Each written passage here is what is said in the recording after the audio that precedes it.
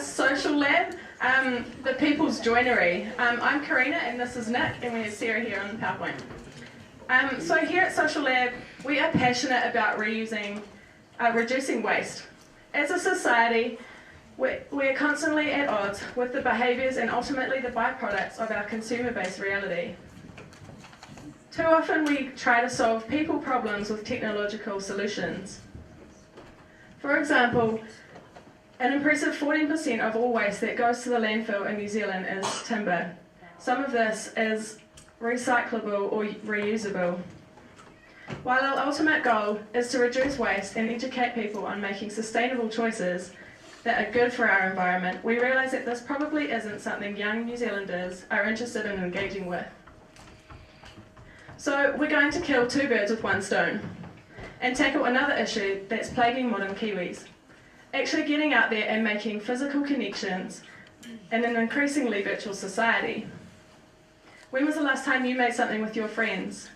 I bet it was when you were at home in your parents' living room playing with a Lego set. While some of us may have moved past our Lego stages, we all want to make cool things with cool people. Take pallets for an instance. Right now there are hundreds of wooden pallets stockpiled at the local landfill in Wellington. But how can we reuse them? So to answer this question, we took the pallets out and asked like a bunch of people. So we asked them, would you buy our pallets? The answer was no. So we asked, would you buy furniture made of pallets? Again, the answer was no. So this time we asked them, if we give you materials, skills, tools and space to make these furnitures, would you make them? Yes. So from this, we created Ales and Nails.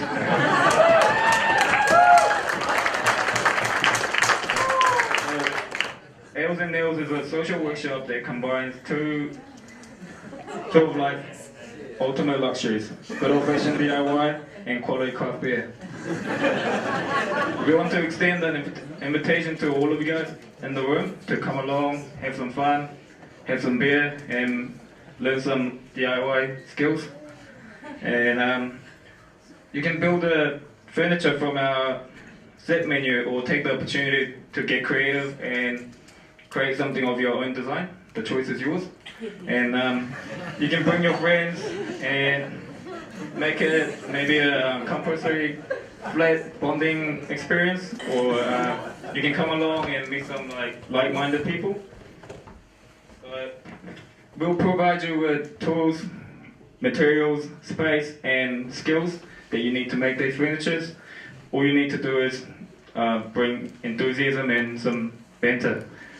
And for only $15, you'll walk away with some great memories and and a piece of useful, sustainable furniture that you will be proud to show to your friends and family, like this one right here.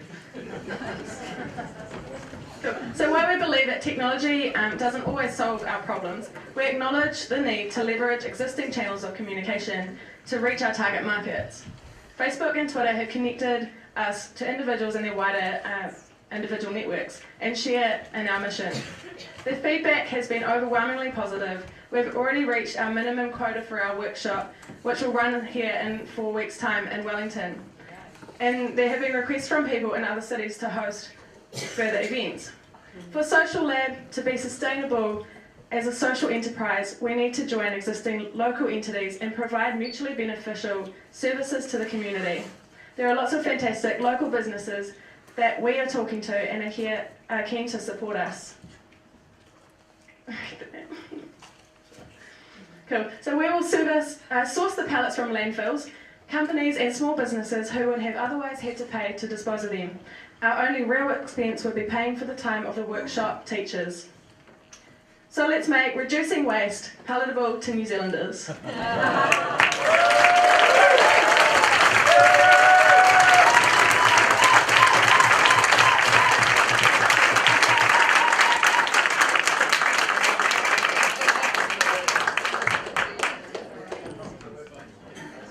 Just quickly say thanks to Shane here who whipped this up in 2 hours today.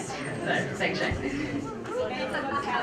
It is made from a pallet found in a garage in Massey University.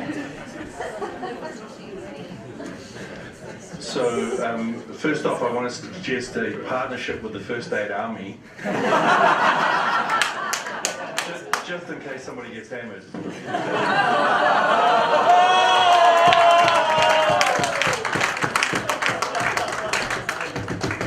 Bringing more seriously, do you need liability? Have you thought about, just how to protect everybody and make sure it goes well?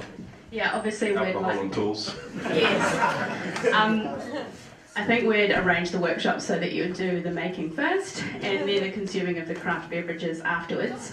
Obviously we'd like to have the workshops run by people who are qualified in that industry, so that I think that's how we'd try to reduce those liability issues. It sounds like a lot of fun. I can see it going on for a bit and then it's sort of falling away. Have you thought about momentum in terms of how you keep it moving? Yeah, sure. I think the aim would be for this to start off and be really, I guess, another validation to move on to something bigger in regards to packaging pallets so that people can make these things at home with their families or as students.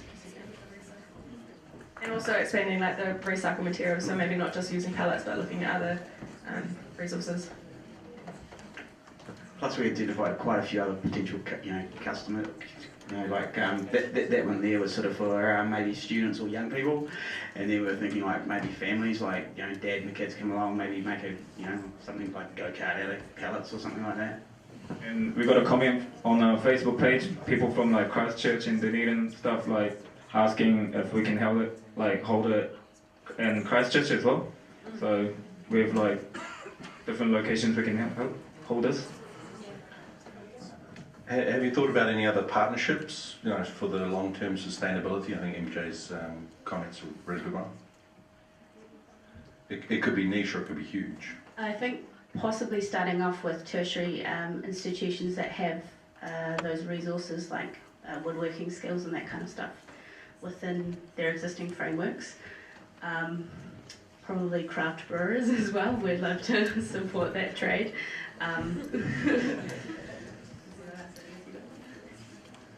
Have you talked to Rekindle in Christchurch? Do you know Rekindle? They're also doing... We haven't spoken to them, but we're aware of what they're doing. Yeah. It sounds like there might be some synergy.